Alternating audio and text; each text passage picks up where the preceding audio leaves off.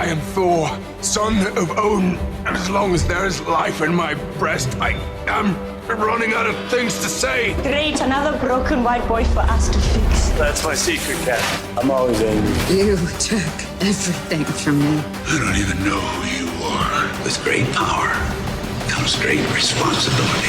I can do this all day. Wakanda forever! And welcome, Internet, to another episode of Views from the 616, the blackest MCU podcast in the multiverse, powered by For All Nerds, where we discuss everything in the MCU from the perspective of people of color. And it is one of your hosts, Tatiana King, aka the coldest Winter Soldier ever, joined by my favorite co-host, DJ Ben Amin, aka NBA Youngboy Never Blipped Again. And you might see a nice new face today because we have a very special guest with us. Tonight, we bring someone who, I'm just going to let her say her AKA. We have here Dr. Drea here, who, since we've been discussing Moon Knight, we had to go get an expert. We had to get a licensed psychologist who is also the host of her own podcast. And we are going to welcome Dr. Drea Letamendi. Welcome to Views from the 616. Please let everybody know what your AKA is. Well, thank you so much for having me. This is Dr. Drea, aka Arkham Asylum Doc. Here to talk about Moon Knight, the psychology of Moon Knight, the mental health of Moon Knight, all the things that we're thinking about, wondering about, and maybe even relate to as it comes to his psyche. Or their psyche. Lots to talk about. Absolutely. And I'm going to give everyone just like a quick hit of who you are, what you do. Like, you're a licensed psychologist, as we said. You have a bachelor's degree from Cornell University, a doctorate from UCSD, and you have a background in implementation science. You're going to have to tell us what that means. But we know that you build out and you scale mental health initiatives. You do consultations, performance coaching. You do a lot of support for people in general. And right now, are you still serving at UCLA as a mental health advisor? That's right. That's 100% amazing. And yeah, can you just let everyone know like who you are, where you came from? I mean, well, actually, let me ask you a different question first. Because this is For All Nerds, right? We have everything we love in geek culture, pop culture. So movies, gaming, everything you can imagine. We have to ask you, what is your favorite cartoon? Oh, this is hands down, not even have to think about this, Batman the Animated Series. Excellent. Excellent. You can join the show. Come on down. and so has this been from like childhood? This show raised me. Like, I was a latchkey kid, came home from school. I'm very studious, did all my homework, but I was just so fixated on the show. It was deep. It was dark. I was just kind of entering that adolescent phase of like trying to figure out what I want to be, what was I interested in.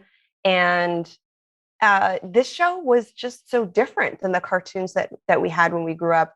And it really gave some energy and insight into characters in a way that other shows didn't do, especially with villains. They didn't just make bad guys. It was like really in depth about what situations, what traumas, what hardships might make people decide to hurt other people or be curious about other parts of their identities or even create alter identities in order to deal and cope with their situations. So it was, I would say, like, for me, my origin story centers around Batman the Animated Series, and my professional identity emerged from that eventually. As I got older, I started to be much more interested in the mind and certainly in healing.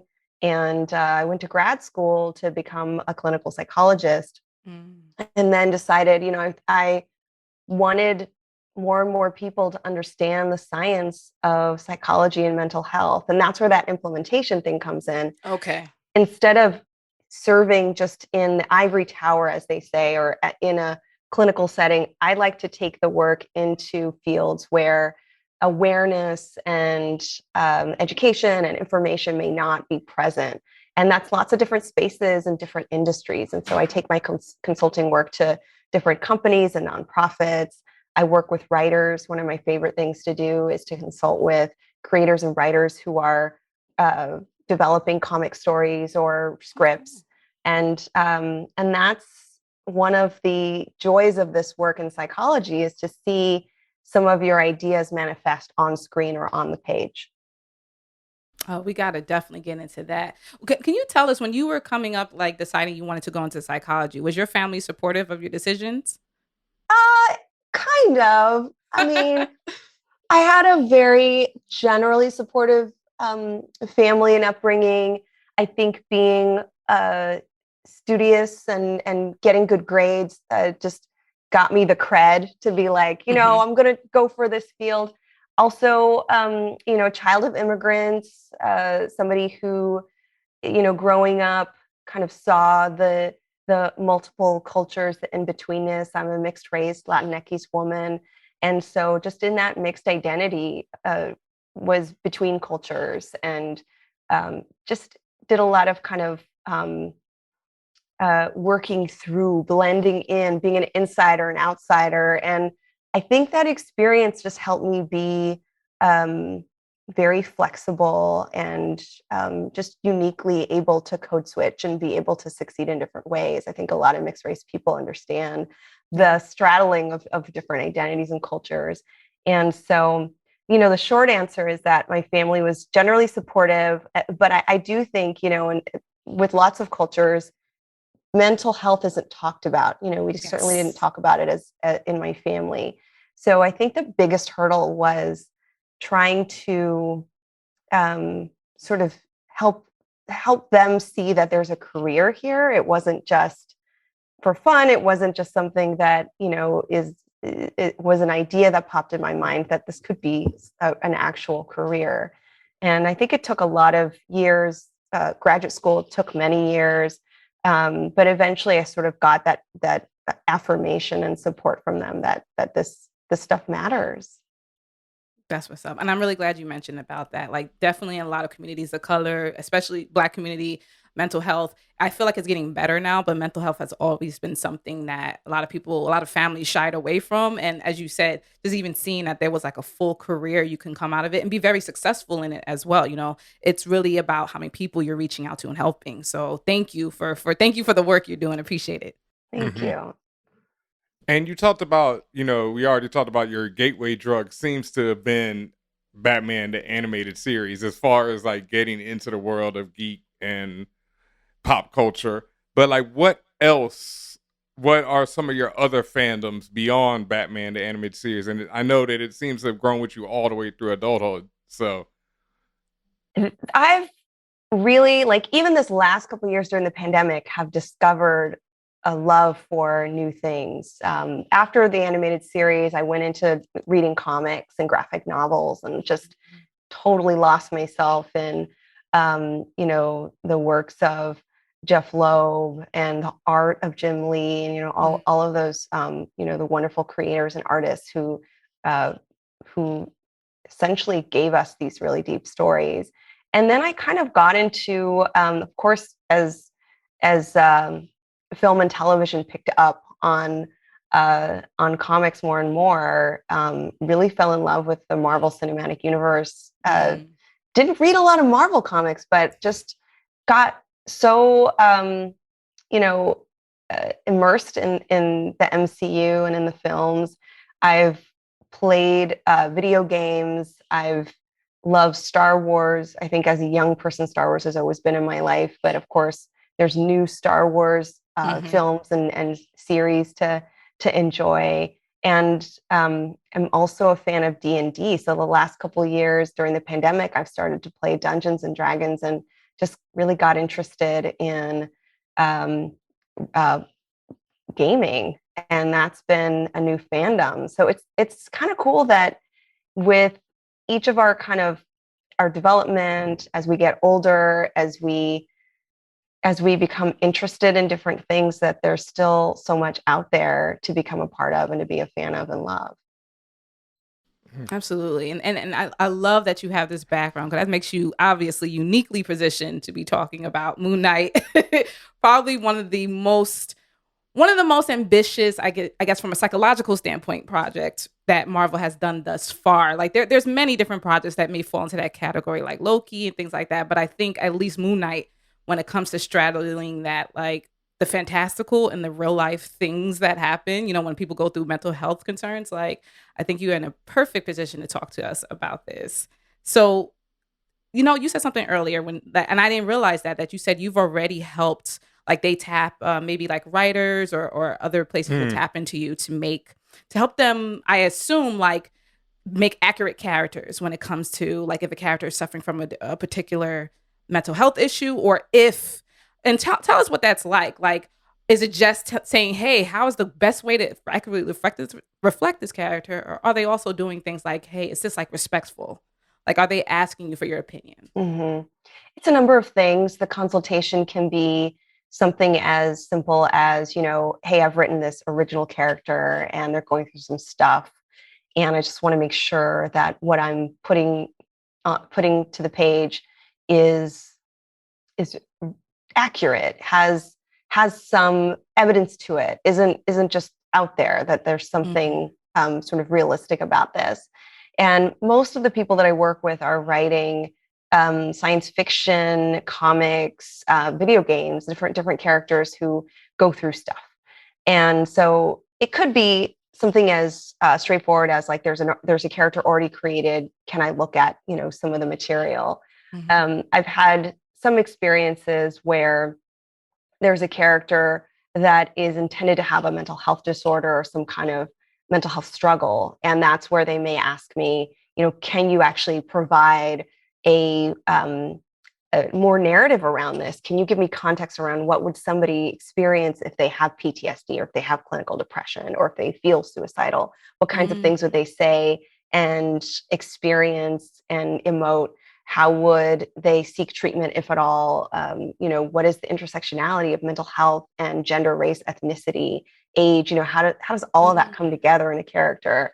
And I'd say that that's probably, if at least for me, a little more interesting, because there's more that I can contribute and advise, and it feels much more like a consultation. Let's co-develop this together.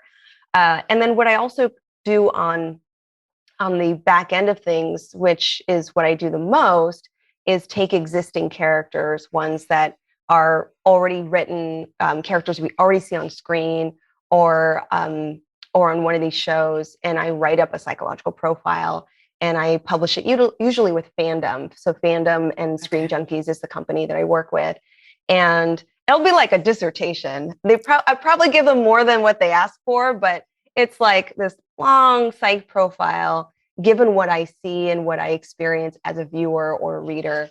And I find that to be fun, because I'm honestly celebrating the characters that other people create. I get to be a fan of it. I get to consume it as a fan, as a reader, as someone in the audience.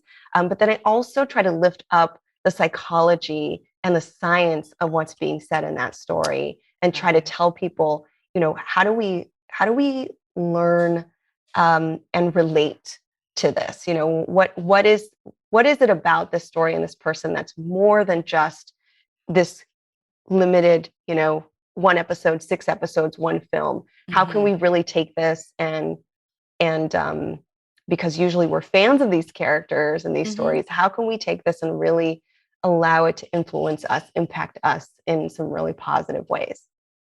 That's what's up. All right, now we're definitely going to get into Moon Knight, but we want to talk about, there's something that I really want to talk about, because it just came up again recently with the release of the Thor Love and Thunder trailer. A lot of people, I found out after the fact, didn't really appreciate the whole way they felt that Thor was being fat shamed in what is that, in Endgame. Okay. And me personally, I really thought Chris Hemsworth's portrayal was incredible. I thought that there was a few too many jokes, as there always is in Marvel, but overall I thought that was a really great portrayal of depression and what people go through. And I saw someone complaining now, they're like, oh, now they have a montage of him working out, and there was already all the fat shaming. So how did you feel about how they handled Thor and what Depression. he was going through after Infinity War? I completely agree with you in the sense that he was totally run down, completely traumatized by what happened in Infinity War.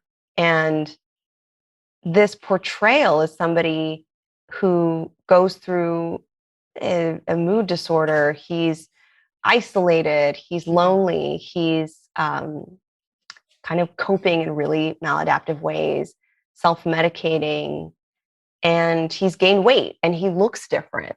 And I think, look, like most of us, over the pandemic especially, have gone through something where we feel like, our coping isn't great. We've exhausted our internal resources. We feel like crap. And sometimes people will tell me, like, I feel like I'm in a different body. I feel like I've just, let myself go. I've let myself down. I'm so disappointed. So in a way, and I wrote about this film because, Benjamin, like, I noticed that there are all these different portrayals of a traumatic response. Some of the characters were just withdrawn and internalized the trauma. And then we had characters like Captain America, who tried to help and went into counseling and found this post-traumatic growth. And I think that each of these different portrayals were very enlightening and I hope very, very affirming for people who actually respond to trauma in different ways. And so the sense of getting depressed and letting yourself go and feeling like you're in a different body, that is something that people can relate to. And so I kind of appreciated that was in the film. What I didn't respond to in a positive way was how it became the kind of the butt of the joke a lot of times. Like it was referred to a few times by, other people, just other characters just kind of shaming him, and became humorous because he was looking different, because his body looked different. And I didn't really appreciate that. And I think a lot of people who saw that movie and felt that maybe they saw themselves in Thor also felt that sense of shame about themselves. Yeah. Well, you know what? As Benjamin said, we're here to talk Moon Knight. So, and you had told us prior to being on here tonight, you told us that like you were enjoying this series thus far. We know that you got up to episode 3. So we're not going to do anything to spoil episode 4. I know a lot of people listening probably still haven't even watched it yet, so that's okay. I'm just curious, what did you find personally fascinating about the show? I really loved Moon Knight. I'm up to 3 episodes, and I have to say, before I watched the episodes, because I didn't read Marvel as a kid, I was reading DC. I did put together like a wish list on Amazon, and I started reading some Moon Knight comics. I read some comics, probably I think dating back to 70s and 80s. This is when Moon Knight is almost superficially multiple identities. There really isn't much sense to how Mark Spector and Stephen Grant and Moon Knight and the multiple characters or multiple identities kind of really work together. And honestly, comics around that era were very centered on the action. And a lot of times, and I was disappointed to see that there were a lot of racial stereotypes in the particular stories that I was reading. I was like, told you. damn. 70s Marvel was... Yeah. Stuff that Ben has shown me is just outrageous. I mean, even from the names of some of the characters, right? It's just like, that's what you chose? Okay. It is outrageous. It was not subtle. And so I was like, I'm trying to do my homework, but these are awful, awful stereotypes. And usually the villains are the other, there's a lot of international narratives around, trying the MacGuffin is some idol or something that he has to go search for. And of course he goes to other countries, Latin American, African countries. And it is embarrassing how stereotyped these characters are.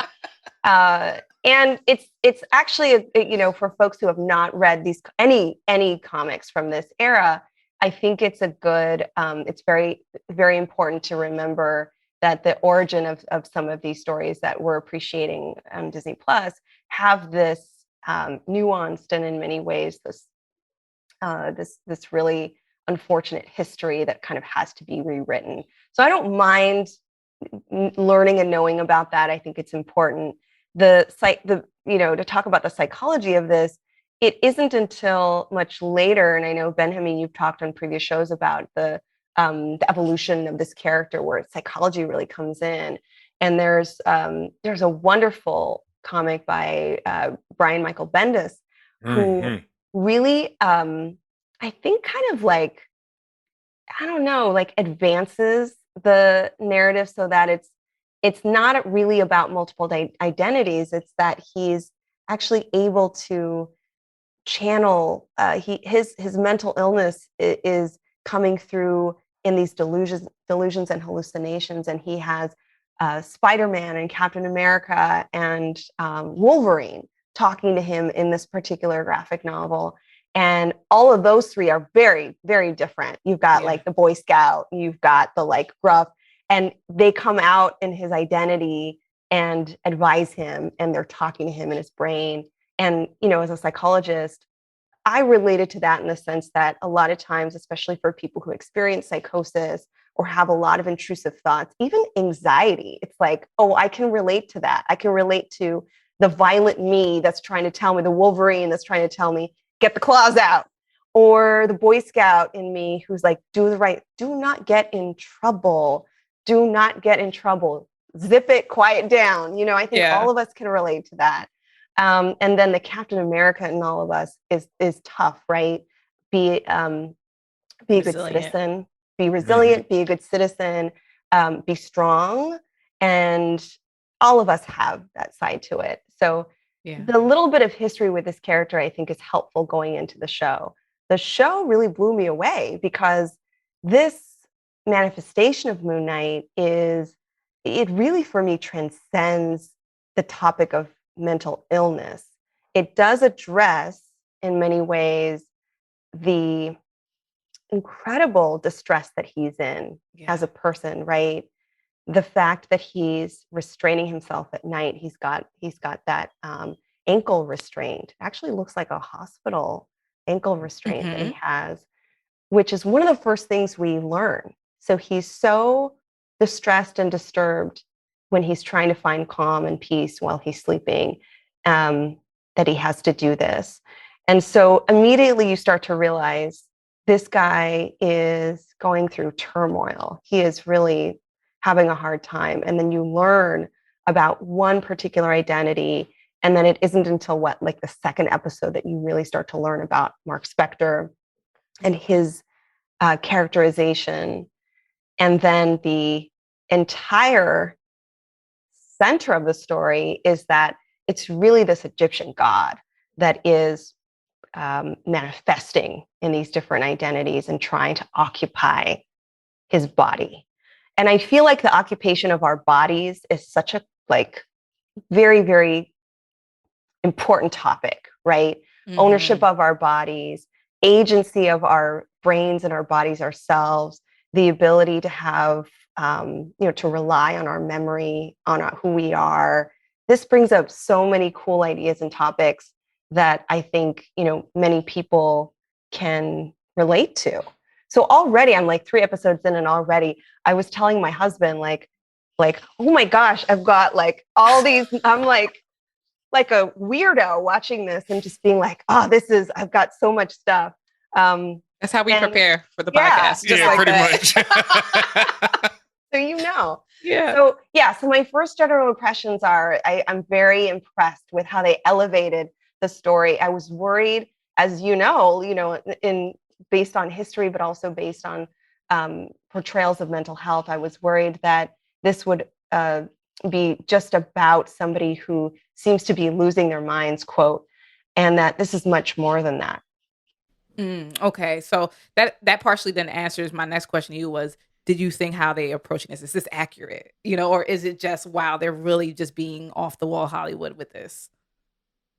I think that the best way to approach this, at least from the perspective of mental health, is to see parts of this as accurate. Okay. So, the parts where let me start where we've already been, right? He has what he calls a sleep disorder. I think he calls it a sleep disorder. Right. And so already we're realizing that in that layer of his mental health, he has a lot of psychache related to sleeping. And so he tries to keep himself awake. And so that's sort of one symptom or one constellation of symptoms that I think is an interesting and valuable part when we think about mental health. Like there's a lot of different disorders and types of experiences that lead to sleep disturbance, whether it's, anxiety, depression, PTSD. And so just getting started on the idea that once he rests his eyes, there are these just debilitating nightmares and visions and like physical things that, at first I was like, oh, he's got night terrors, he's sleepwalking. And then the layers unfold and it's much more than that.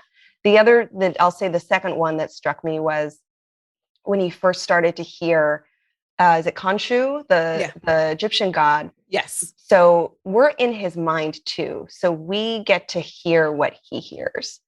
And he starts to hear this menacing voice. And it's these are very much like what psychologists call command hallucinations. So he's telling him what to do this, do that, go here. Wow. And that's very accurate. This idea that there's a secondary voice that's not a part of you, that's in your brain telling you to do something. And typically the doing something involves something risky, dangerous, violent. And his reaction to that, his freaking out about it, that's totally accurate. That is very, very accurate. And so I appreciated, unlike some of the early comics where it was like, now I'm this character, now I'm this identity, now I'm a cab driver. Like, what is going on?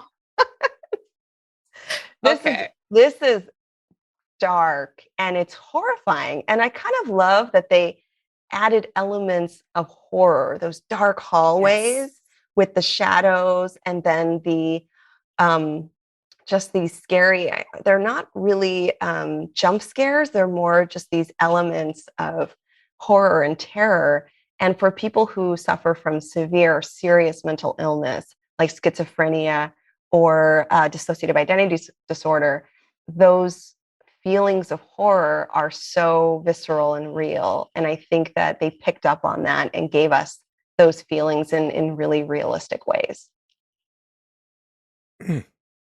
Yeah, no, that was definitely my assessment of it as well. Like like I said, I do have certain issues with it, but it goes back to the whole Marvel thing. I feel like Marvel is in this state where they do add a lot of humor to situations that sometimes don't need it. Like I thought Thor Ragnarok did the same thing. And Moon Knight, I feel, especially as we're getting more into these episodes now, the third and fourth episode where it's becoming this Indiana Jones mummy adventure, I felt like it got a little too slapsticky. And so I do have a question now. You already answered part of this because you said that we have to take into account that there's also Khonshu and, Marvel. There's a whole another element to this. But when people are suffering from these type of disorders, would they inflict physical harm upon themselves to hurt their alter? Yeah, I mean, I think, and let me just like praise and uplift what you just mentioned too, which is like, if this show was simply or only, not simply, but if this show was only about someone with multiple personalities or with schizophrenia, I don't know that many people would latch on to it. I appreciate the fantastical, the spiritual, the supernatural elements of these stories, because then it allows us, we're having this conversation about mental illness, right? So it allows us to talk about things that I find very important. And most of us, even myself included, probably wouldn't sit down and watch 6 hours of a show that didn't have those elements of adventure and journey and soul searching.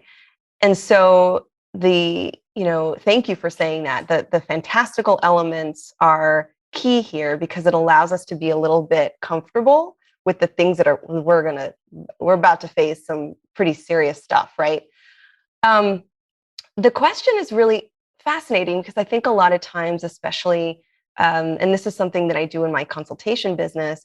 When writers want to create villains, a lot of times they'll go to like, well, someone who's violent likely has a mental illness. And that's one of the first things that I try to kind of like disentangle, right? Yes. The commingling of violence and mental illness in our society is just rampant. And I think it happens, unfortunately, in comics and science fiction and horror.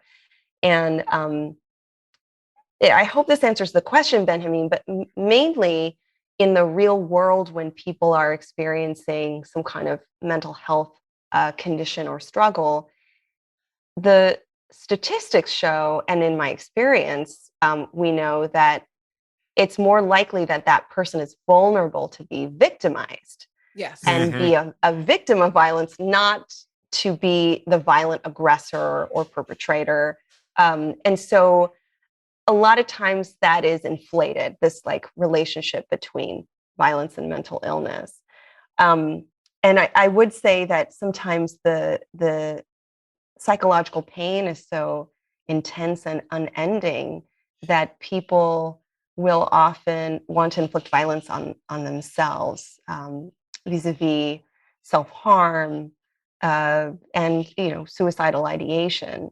So it's more likely that someone will kind of turn that aggression inward than to externalize it. Now, what happens when somebody feels fragmented and they feel like they have multiple selves? Will they be aggressive toward that other person? I think that's less of a straightforward answer, only in that at the very basic level, I think this is something we all experience. There's parts of us that we are aggressive toward, right?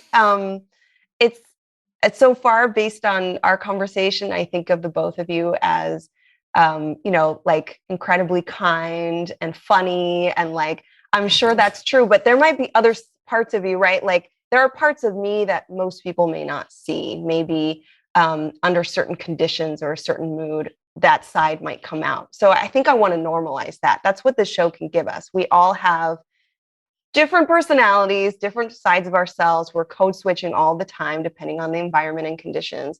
And when we're that way, a certain way, sometimes we don't like ourselves and we are violent toward that alter or that, that part of our identity. So a part of that, if I can kind of extract the symbolism of Moon Knight, it's that, yeah, he's going to find parts of himself, especially when we think about Mark Spector disliking this timid guy. Like, why are you here? Why are you in this body? Why aren't you fighting? Why, like, look at you, and then you have Stephen Grant, who is the opposite. He's like, I'm nonviolent. I don't want to knife people. I don't want to punch people. Yeah, I'm vegan. I'm like passive. I'm a nonviolent person. And I think that part is where we realize there are, parts of our own identities that aren't exactly the same, and that we're just all trying to find this balance, this equilibrium within ourselves.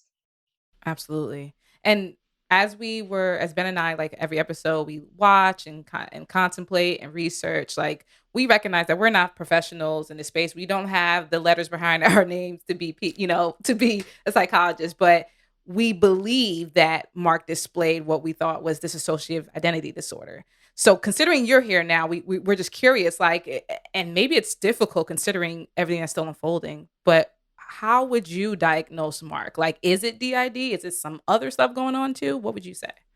Yeah, I think that you and Benjamin are centering on the most likely diagnosis. Like when we think about dissociative identity disorder, it is the experience of having two or more alters that exist within our brains and bodies. And by the way, this used to be called multiple personality disorder, and it changed its name. And which, interestingly, psychology is a lot like Marvel and these other universes where it's like, we're going to change that now.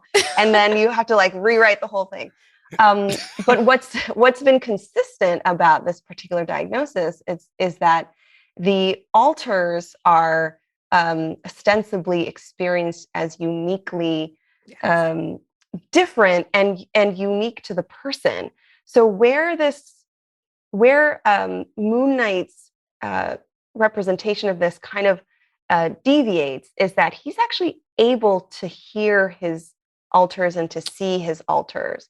So Mark Spector can see Stephen in a mirror Yeah. or in a reflection, and they hear. If I don't know if you want to count Khonshu as I don't think he counts as an alter, but both of them can hear Khonshu, and the once I realized like, okay, they can talk to each other, then we're really moving away from that diagnosis, because that diagnosis kind of requires that one has really no experience with the others. It's people in your life who tell you, yeah, you were this person or that person, wow. or whatever. And I will say that what I did appreciate about the show were these lapses in memory, or these periods of time where, for instance, Stephen would just wake up and he would be in a different place, or he'd wake up and he'd be in bed, or he'd realize like, it's Sunday and I thought it was Thursday, right? So he loses time. And that is consistent with DID, where someone will have this memory gap and they'll realize that it was an alter that was conscious and managing the brain and body, while this secondary alter was subsumed in the psyche. I think another show, if I can just name, Doom Patrol, has a character that has many personalities, and that's a more accurate portrayal. There's a lot of fantastical elements there, but probably a little bit more of an accurate portrayal of DID. Okay. Jane. From Doom That's a Patrol. character, yeah. Yeah, that Grant Morrison creation. So Doom Patrol portrays that part more accurately. So tell me, this. I think this is the classic textbook one. How do you feel about Split then? How did that portray? That always gives, every time someone that's within this industry mentions that, they jump and go, "Oh gosh." How do you feel about that? Like, how bad or good was that portrayal? So when I used to teach, I don't teach or lecture as much, but that would be the example I would use to talk about media portrayal of mental health, in that they really created, I don't know if this is a word, but I would say that they would use or almost a horrification, like they would horrorize. I would say they horrorized this mental illness. And so you saw these like, these split identities only for the purpose of violence, only for the purpose of victimizing others. And of course, that's not real. DID is a very controversial diagnosis. It's incredibly rare. And one of the reasons why it remains a little bit gray and nebulous is that you're only really taking the person's account. There's no way to measure or look for specific data other than the individual's recollection and experience of their alters. And in my personal clinical experience of this, it's often we actually covered this on the show with Two-Face. There's often another diagnosis that is a better explanation than DID, whether it's post-traumatic stress disorder. In this case, let me come back to Moon Knight. I think schizophrenia might be a more realistic diagnosis here. He's hearing voices. He is specifically hearing command hallucinations. He is seeing things in reflection. He's seeing illusions and some hallucinations in his own reflection.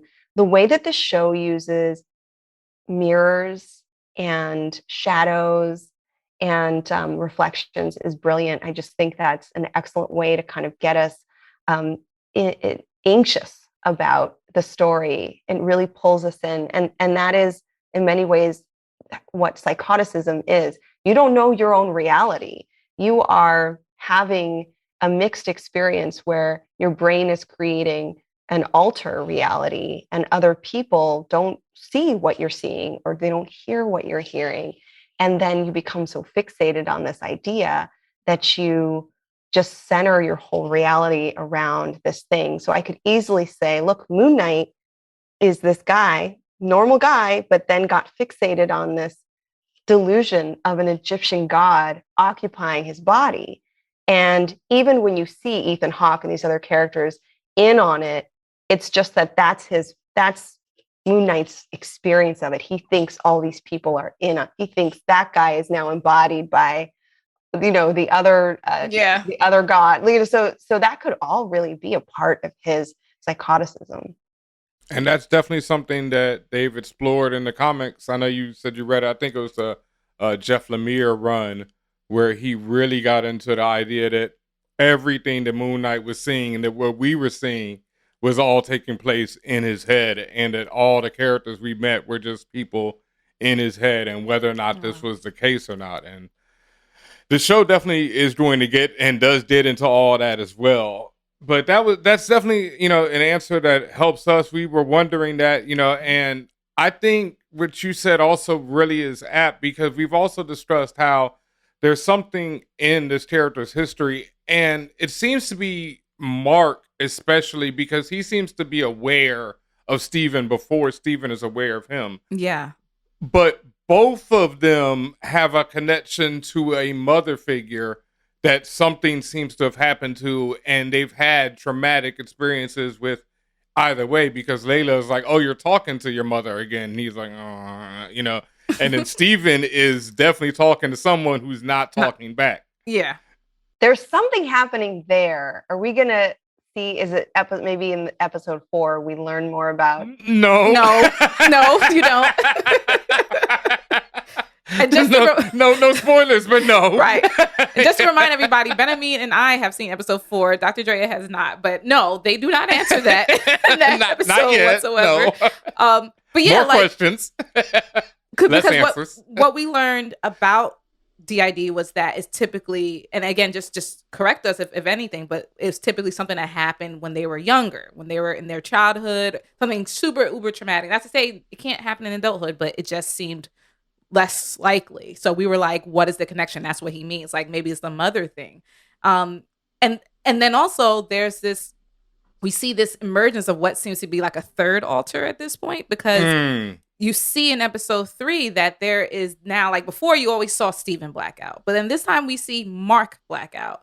And then he even has a conversation with Steven like, what did you do? Why did you do that? And Steven's like, I didn't do that. What are you talking about? So now they're having like this back and forth who's on first conversation. And it's like, so what's the tea here? Like, there's a third altar here. That's what we think. Yeah. Well, so I was expecting that there would be. Mm-hmm. So in the comics, there's more than two. There's more than these two. And in addition to Moon Knight, in the comics, Moon Knight is more of an altar. Mm-hmm. So that's my expectation, that things are going to get more fragmented and that we're going to learn more and more about this concept that if these bodies are being possessed or negotiated into, there's this kind of agreement, right? And the Egyptian god is sort of co-opting or like commandeering the body, right? That does this mean that his body in particular, that there's something about Moon Knight that is vulnerable to this possession, to this God's ability to possess him? Because there's to my knowledge, there aren't, Ethan Hawke shares that he was also working with Khonshu. And so there's all these kind of different elements about this character in particular that says he's not right. Like there's a lot of things going on, but he's also unique in some way. And so that's what I would expect, is that maybe there's another altar that we're going to meet that explains some of these memory lapses and the goldfish and things. Like it doesn't make sense. And I'm glad you keep mentioning the body, because to me, they're treating this body like a Prius, like it's an Uber. They just jump in and out whenever they feel like it. And I'm getting concerned because it just keeps adding on. Like what happens to this? Like I think too, because I think, on my podcast, when we were talking about Two-Face and other characters who kind of have these dualities, the shifting back and forth could be traumatic. And imagine, waking up and it's Sunday and not having a memory of the last 2 days, what that must be like for somebody.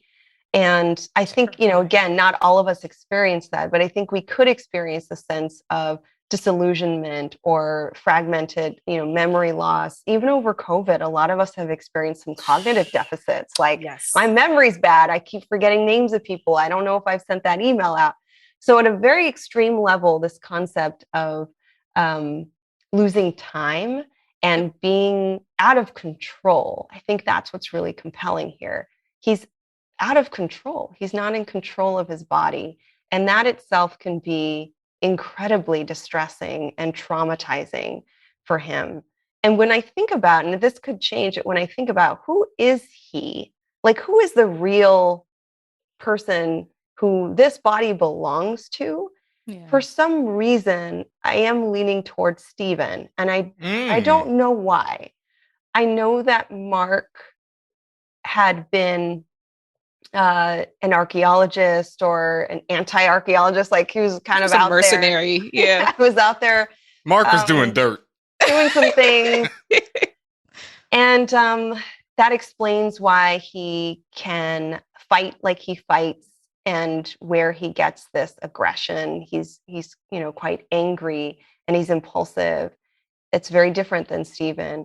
And so I think that my knowledge of this is that the body originated maybe with Mark. But for some reason, Steven seems like the identity, the soul, like whose soul is this? I don't know why I keep leaning toward this is Steven's soul. That's an interesting question. And that's something else. We were discussing this last week on the show, and me and Tatiana definitely had different viewpoints about this. And so I wanted to ask you, do you feel like, okay, well, let's go with the idea that Mark made this choice, right? Because Mark is the one who's aware of Khonshu and, is aware of Steven, and he made the choice to become Moon Knight. Do you feel that Mark has gotten a raw deal? Because at least, like, as we know, it seems that he was probably rescued from death, because then Khonshu said, I found you, you were a corpse, and, I made you.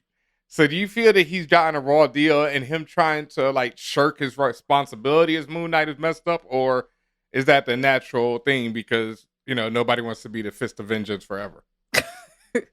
I'm not far enough along to better understand Mark's psychology. I have a sense that he is committed to this mission, at least up to the point where there's something Batman, and people have made comparisons. Benjamin, I know you've made some comparisons in the comics. There's something very Batman-esque about Mark in that he is fully, in this conviction that he is responsible for this mission, and he almost, refuses. He's unwilling to share that. He certainly doesn't want Layla to be harmed in this process. He believes that in the end, there's something quite optimistic about it, which is interesting. He believes in the end, he will fulfill this destiny and that he's the right person to do it. And so I think there's much more to learn about him. But the interesting thing about him is that he was given, as I understand it, he was given this arrangement. He was informed. There's nothing too surprising about like you will be in this arrangement with Khonshu, and that means a lot of things. But I guess my question to you too would be like, how are you understanding the Moon Knight manifestations? Because there's two Moon Knight manifestations. There's Mark's Moon Knight, and then there's Steven's very Knight. properly dressed, like Mr. Knight. That's his persona. Is that it? Yeah. So is that what comes of that? What is your understanding of those manifestations? Yeah, I think from a non-academic perspective, I think that's still that struggle of power between them, right? I think it's still Steven trying to, cause especially we go along with what you're saying about you believing that maybe Steven was the main identity, that Steven, he's slowly, as we see, to me, he's getting more courage to be like, no, that it was my body. That was my life. I worked at the museum and all this other stuff. And as we saw in for the first 2 episodes, like people have consistently taken his identity from him. You know, it's literally done to him through this whole arrangement. And it's also like symbolically done to him, taking off his name tag, removing him from the place that he loves the best. So I think it could be one of the things. It's just really that manifestation of Steven trying to fight back in a lot of different ways, right? Like, listen, I want to do things my way. And you literally see him arguing, like Steven saying, no, we don't have to do things that way. We don't have to kill people. We don't have to drop bodies. Like let me take control of myself. But then Khonshu saying, well, if you're going to be yourself, you're going to have to also do my bidding. And then it ends up being Mr. Knight. So that's how I've seen it. Like, it's still this internal struggle between the two.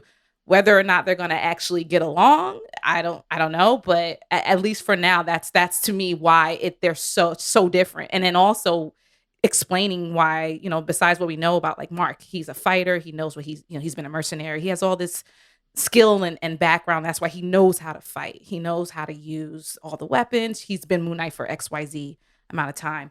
Whereas with Steven is brand new. So he's fallen over himself, right? He essentially, he has all the same access, but he doesn't know how to use it.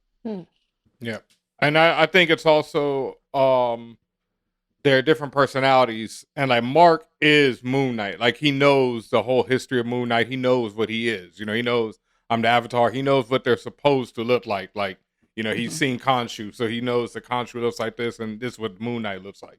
And then Steven is more like, they're like, put on a suit. And so Steven puts on a suit. Suit. He's like, this is what a suit is, right? Sweater vest, jacket, everything. I'm suited and booted, and so that's what he's looking. And that's why he looks like that. And hopefully there'll be some symbiosis, like where they come together and we get like a melding of the two, or just even get to see him as Mr. Knight really whooping ass like he is the real Moon Knight. And that's like, I'm glad, Tatiana, that you bring up this interesting concept of like, there's this power, of course, there's this power struggle, but what if they complement each other and, one teaches the other to be a little bit more patient and nonviolent. The other teaches the other to be courageous and to take action, to do what's right.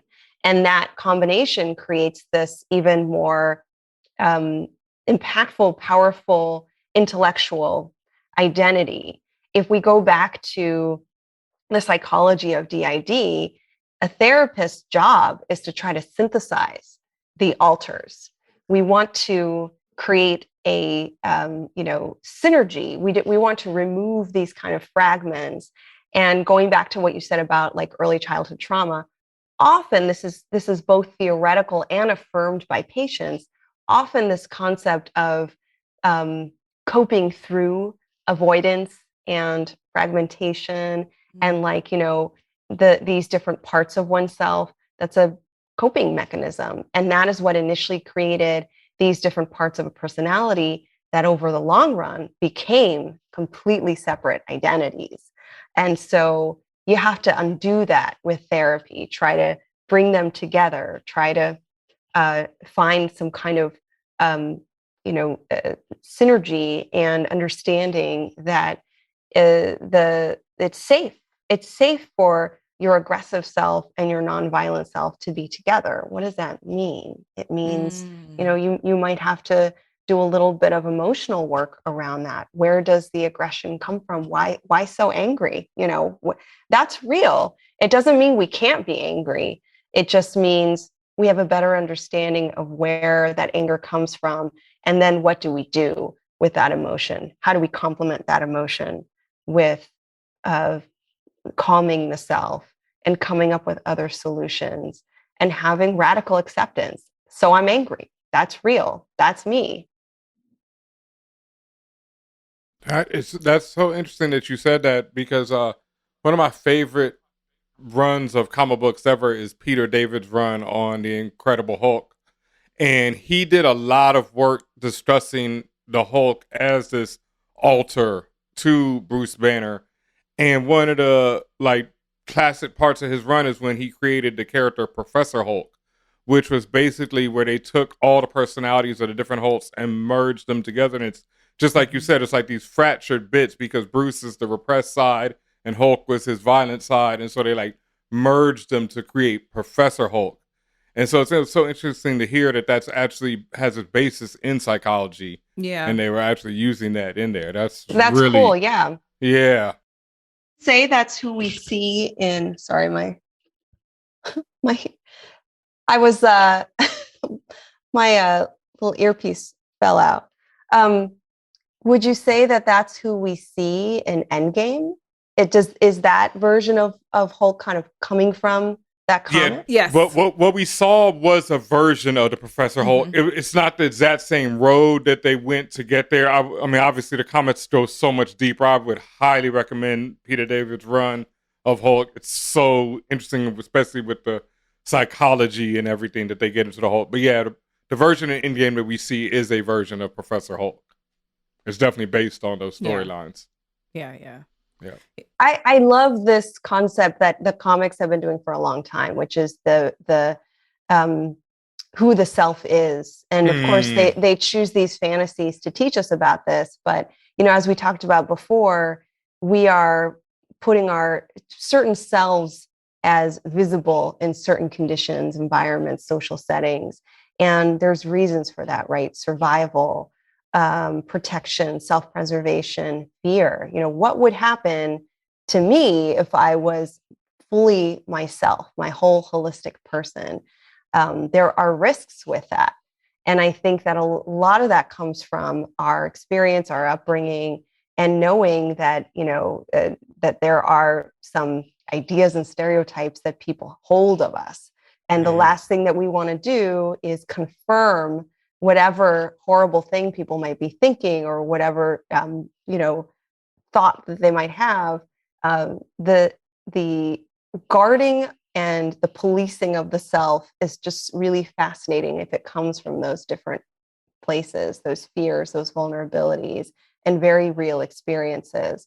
So the concept of working through a fragmented identity and trying to find out the concept too of like, who is real? Is Bruce Banner the real self? Is Hulk the real self? This concept that Bruce has tried to suicide and it's Hulk who won't let him end his life, right? What is that saying about who he is and the fighting that's involved in his psyche? And, to bring back Batman, this comes up for us a lot on our show. Bruce Wayne, the very kind of public-facing persona, Batman, who is the fighter and the vigilante, and then Bruce, who is this lonely man who is trying to find some kind of peace within him. So this comes up a lot, and I think, going back to Moon Knight, these are really important stories that help us kind of just explore these different things and not necessarily come to terms with them, but just be open to these different topics and ideas that are likely very relatable for a lot of people. Absolutely. And the concept like these, even though these are stories about superheroes and witches and warlocks and all this other stuff, like it's still stories that are realistic to us, right? Because it teaches us, personal understandings of how to deal with different like traumas in our lives, just how to really just live. And just the thoughts of heroic stories reminds me of a tagline on your site, which is resilience as everyday heroism. What does that mean? And can you just explain that to us a little bit? Sure. So the work that I do is, as I said, often bringing psychology and mental health into different spaces where I feel like we all get to know these things. There's nothing unique about me in particular or the work that I do, in the sense that the conversation we're having, anybody could listen to this conversation. Anybody can relate to these characters and these explanations. And so resilience for me is this concept not of bouncing back. That's kind of a way that it's been talked about, not just bouncing back, but learning from adversity and hardship and really kind of continuing to grow. So if we think about that continued growth, that happens every day.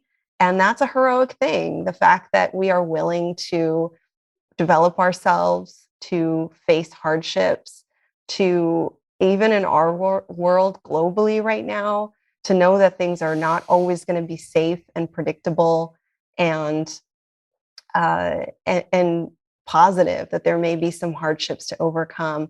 But here we are watching Moon Knight and talking about it. Like we are willing to be alive, we're willing to be in community, and we're also willing to move forward with a sense of being awake.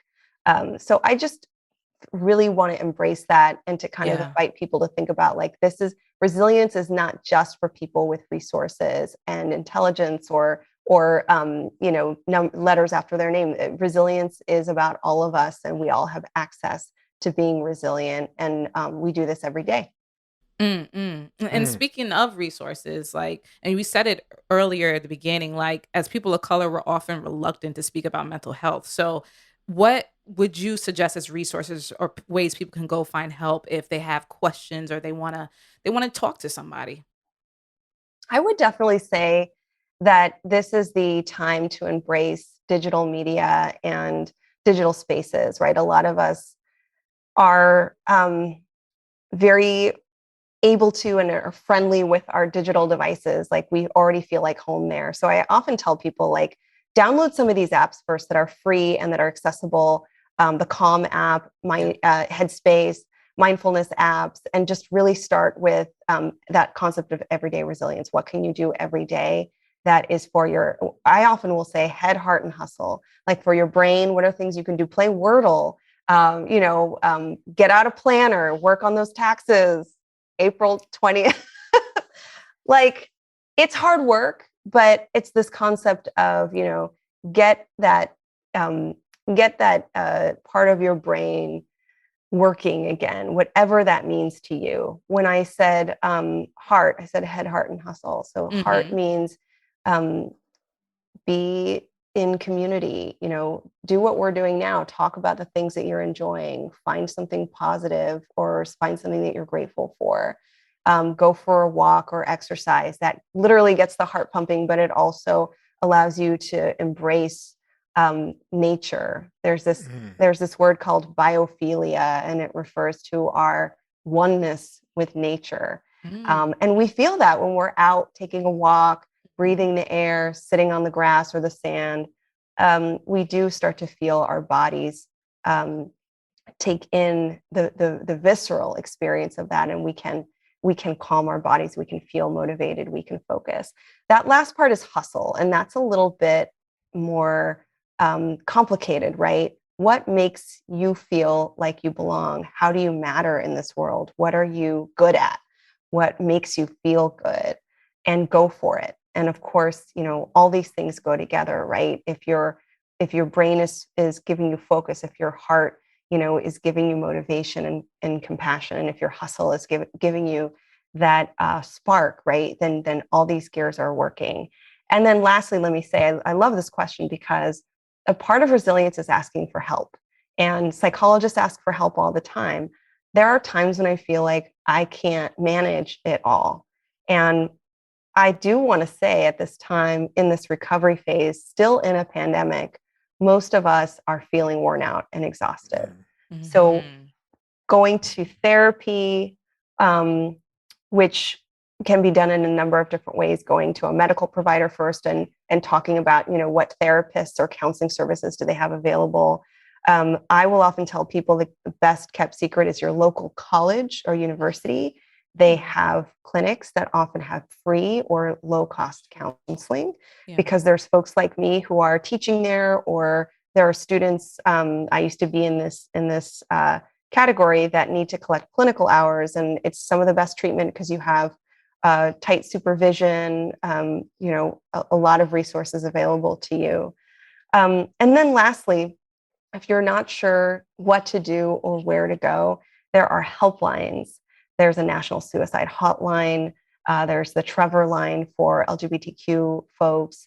There's a tremendous amount of available talk chats and hotlines that just get people in the mood and in the mode of like trying to first start talking about what's going on. And usually those are good gateways into how to get local help that's available and accessible for people. Outstanding. Thank you for sharing that. Mm-hmm. All right. You've survived the For All Nerds views from the 616. But before we get you out of here, we have to have our BRAP segment, our rapid fire questions. Oh, no. I love the scared reactions. All right. So I guess I don't have to ask if you're ready, and we'll just jump right into this. All right. Let's see. Number 1, the Falcon or War Machine? Falcon. Okay. If you could sit down and have a therapy session with any character, who would it be? Besides Batman and Two-Face. Oh gosh. Okay.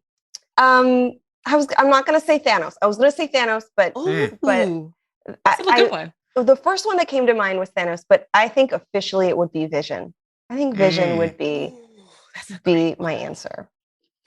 It seems like a tough one. Yeah. Why Vision? I have to ask. Well, I believe, of course, given the mechanics and makeup of Vision, I believe that his emotional capacity is just as complicated as his code, right? His intellectual capacity, which is really fascinating to me. And I think that I would both. I have this kind of, I don't know, this affinity toward AI and to characters like Vision. I would really just want to affirm his belongingness. Like when I think about the Star Trek character Data, who goes through a lot of different identity things, I really just want most of our time to be me affirming that he is real, he belongs, he's us, just to kind of bring him in. But I'm also curious to know what is happening in his mind. And, so we'd have to kind of go back to maybe, a time in the MCU when he's his normal self. And that's so interesting too, because you say, he is us. And I would be at a mindset that like, I wish we were like Vision, it's like, nah, like, I don't know if he like us, just, we trifling.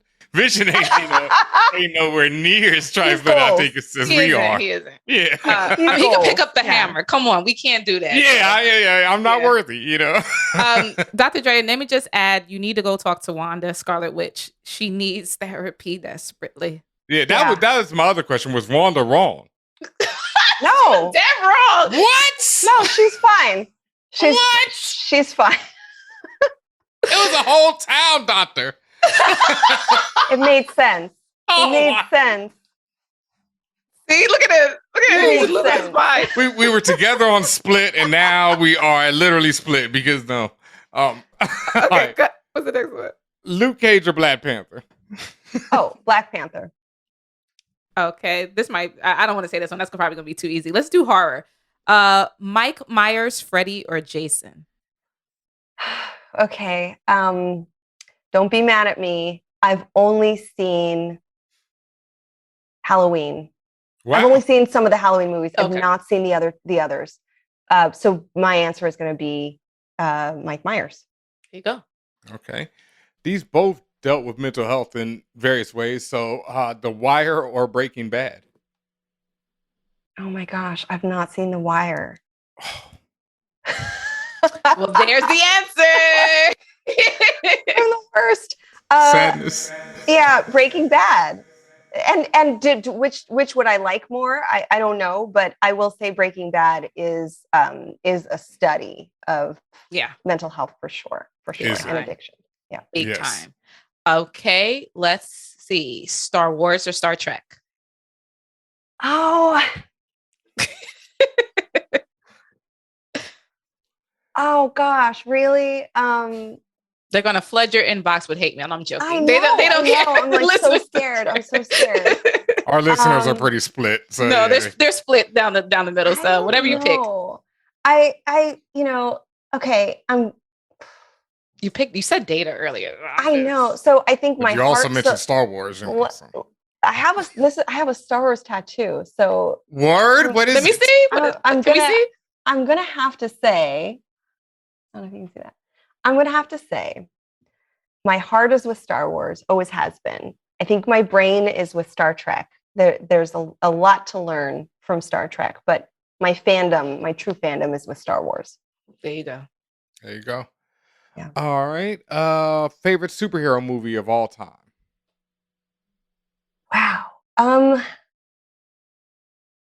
I really did like the first Superman with Reeve. Mm. Yeah. Yeah. Okay. That's yeah. Still great. Nothing compares. Yeah. Yeah. Name something that you love that most people don't. Could be food, a movie, a book, a character. Something that I love that most people don't. Candy corn. I can't stand candy corn. I'm trying to think of something that I've been shamed about. I think it depends, but I'll answer this more generally that like a lot of times I love villains and characters. Like I it's not as if I think all of them are right, but that's where I get them. I think the most hate and tension and comments is when I side with villains a little bit too often. I have it with Wanda. I had a long running. I have a long running theory about how Jaime Lannister is the true hero of Game of Thrones. Oh, and I stand by it. Thought about this. This is the worst. This fair. He definitely has the most like. I mean, even without me embellishing, he definitely has the most like heroic turn of the series to me. You know. But yeah, I also think he's really the hero of the series, and Did he make the right choice at the end there? No, but he's a tragic hero. Like most of the characters in Game of Thrones, they're very tragic. They don't ever get over themselves. None of the characters get over themselves. Like that's something about Game of Thrones. None of them get over their main issue. We all felt so exhausted at the end of that show. Like, was it worth it? Was it? I'm sorry, Questions. Ben. Jaime Lannister is dead ass wrong and will forever be dead ass wrong. I mean, some people just, don't recognize greatness when they see it. I understand. All right. Since you said you empathize with villains, who is your first geek crush?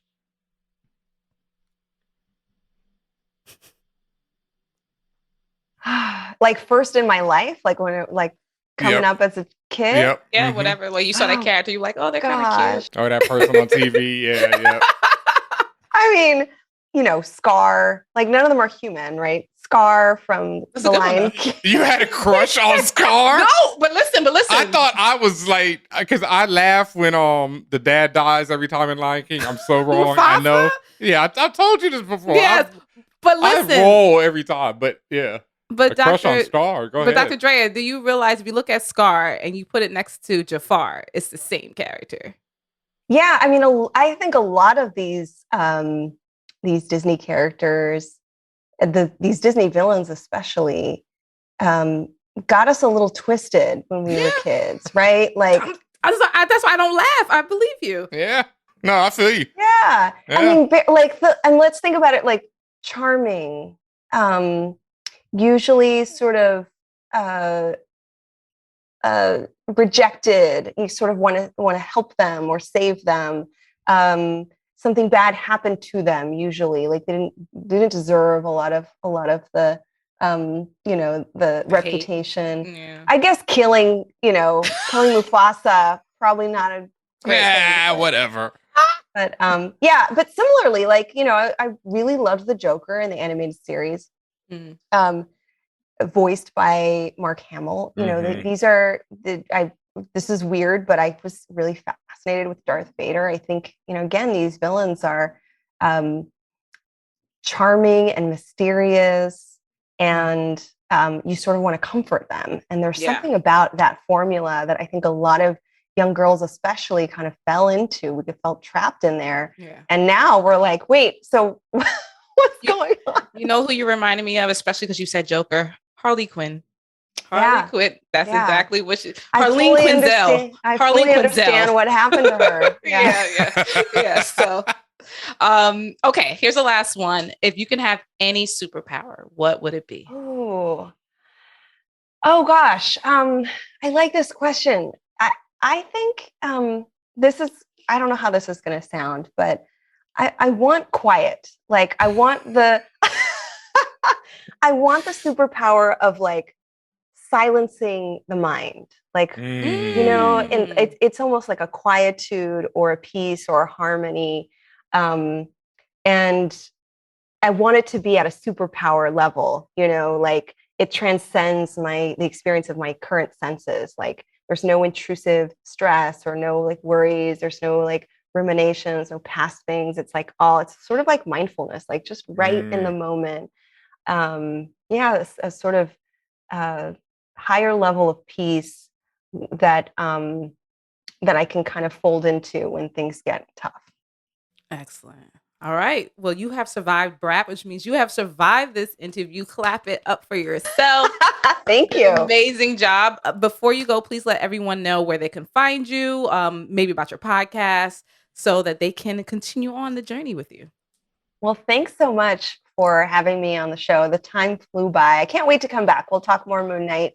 We'll see where this story goes.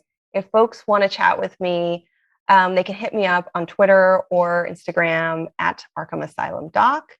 And my website is drdreapsychology.com. That's where you can find all my psychology profiles. And most of them are villains, right? I wrote about Maleficent. I wrote about Homelander. I wrote about Wanda.